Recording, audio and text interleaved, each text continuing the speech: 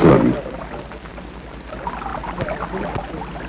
Carl Gustav Jung, born in 1875. With Freud, one of the founding fathers of modern psychology.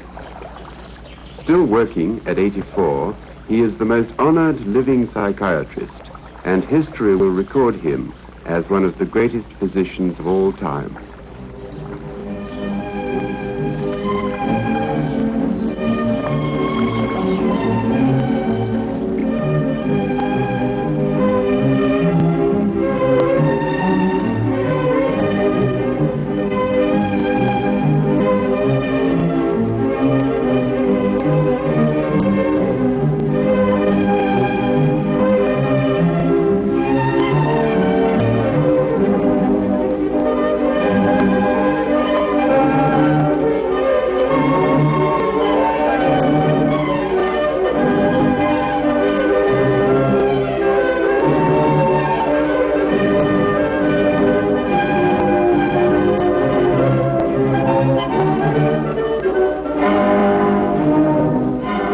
Professor Jung, how many years have you lived in this lovely house by the lake at Zurich?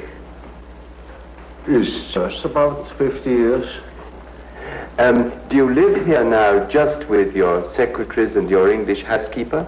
Yes. No children or grandchildren with you? Oh, no, they don't live here, but I have plenty of them in the surroundings. Do they come to see you often? Oh, yes. How many grandchildren have you? Oh, 19. And great-grandchildren? Oh, I think 8, and I suppose one is on the way. And do you enjoy having them? Well, of course it's nice to feel such a living crowd around oneself. Are they afraid of you, do you think? I don't think so. If you would know my grandchildren, they wouldn't think so. Yeah. What? They steal my things. Even my hat that belongs to me that I stole the other day. Now, can I take you back to your own childhood? Do you remember the occasion when you first felt consciousness of your own individual self? That was in my 11th year. There I suddenly, on my way to school, I stepped out of a mist. It was just as if I had been in a mist, walking in a mist, and I stepped out of it, and I knew I am. I am what I am. And then I thought, but what have I been before? And then I found that I had been in a mist, not knowing to differentiate myself from things. I was just one thing among many things. Now, was that associated with any particular episode in your life, or was it just a normal function of adolescence? Well, that's difficult to say. As far as I can remember, nothing had happened before that would explain this sudden coming to consciousness. You hadn't, for instance, been quarreling with your parents or anything? No. What memories have you of your parents? Were they strict and old-fashioned in the way they brought you up? Oh, well, you know, they belonged to the later parts of the Middle Ages. And my father was a parson in the country, and you can imagine what people were then, you know, in the 70s of the past century. They had the convictions in which people have lived since 1,800 years. How did he try to impress these convictions on you? Did he punish you, for instance? Oh, no, not at all. No, he was very liberal, and he was most tolerant, most understanding. Which did you get on with more intimately, your father or your mother? That's difficult to say. Of course, one is always more intimate with the mother. But when it comes to the personal feeling, I had a better relation to my father, who was predictable, than with my mother, who was, to me, a very problematical something. So, at any rate, fear was not an element in your relation with your father? Not at all. Did you accept him as being infallible in his judgments? Oh no, I knew he was very fallible. How old were you when you knew that? Now, let me see.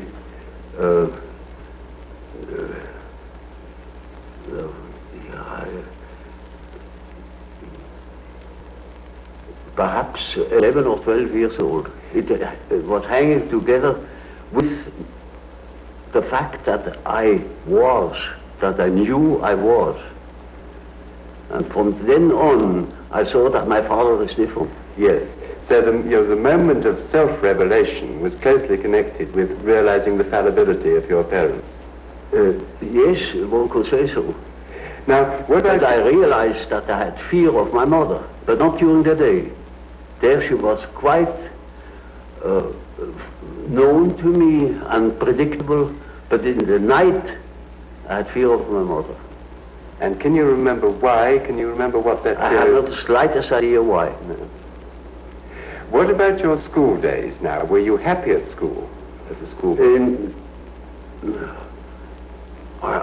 the beginning I was very happy to have companions, you know, because before I had been very lonely. We lived in the country, and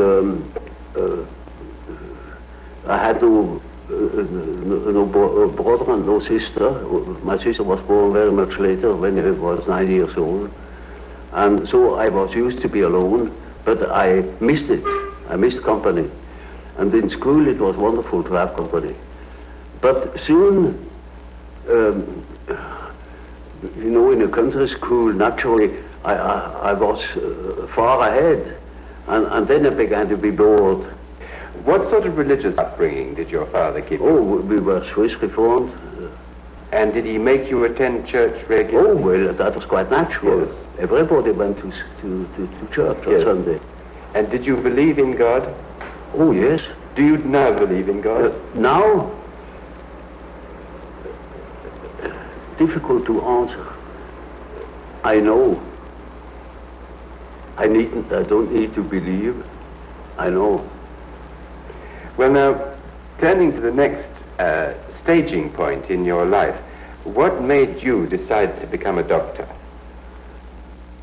That was in the first place a merely opportunistic choice.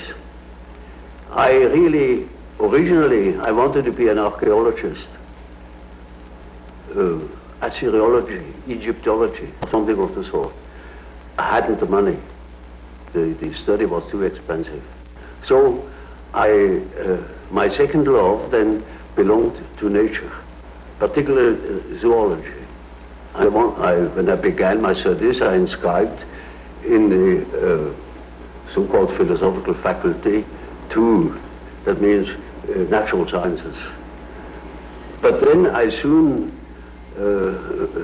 saw that the